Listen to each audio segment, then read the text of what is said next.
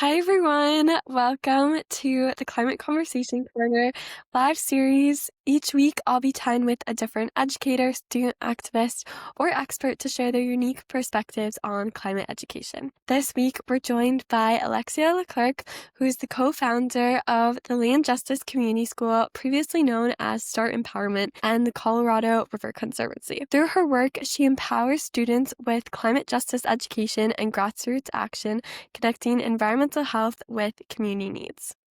So, to get started, could you tell us a little bit about what led you to co-found the Land Justice Community School and what is the organization's main mission? Yeah, so the Land Justice Community School is a collective of artists, educators, organizers, youth fighting for environmental justice, for Indigenous sovereignty, and for self determination. And as you mentioned, we were previously known as Start Empowerment, and I actually created this organization when I was an undergraduate student. I attended a really large climate exposition where they had hundreds of climate education organizations that were tabling, and they were all incredible, but every single one of them focused solely on climate science. And so I really saw a gap as an environmental justice organizer on the conversation around justice, around our relationship to land, around how do we incorporate traditional ecological knowledge and finding solutions and the social political perspectives to the climate crisis.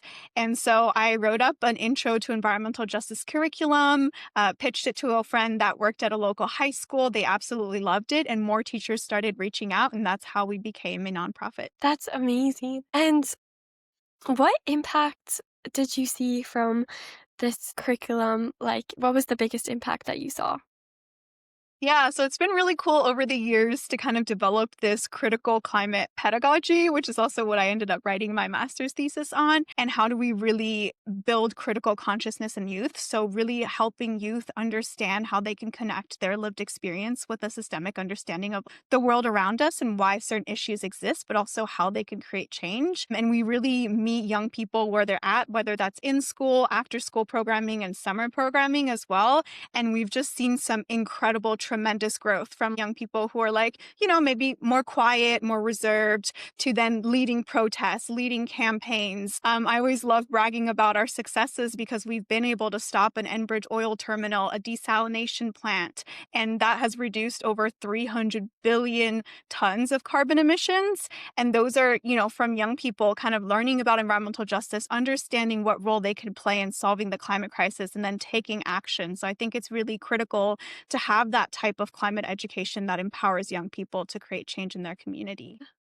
And how does the Land Justice Community School bring environmental justice into classrooms and communities? Yeah, so we really work based on our relationships with school districts, with teachers, with young people. So we provide professional development to teachers who are interested in teaching this pedagogy and climate education and really center justice. In some schools, we have more in-depth programming where we have garden programs that we co-run, after-school programs that we co-run, and then we have our big summer fellowship where since 2021, we've paid over 70 Black and Brown youth to learn, participate in our political education, and organize in their communities in partnership with existing grassroots environmental justice organization. And it's an 8-week program over the summer. And so we really think about what are the different access points in which we can engage with people. And we always love hearing from educators and partnering with different schools. And so definitely just like folks reaching out and connections that I have has really led to us expanding. And what is the best way for teachers and students to get involved with the Land Justice Community School and your mission? Yeah.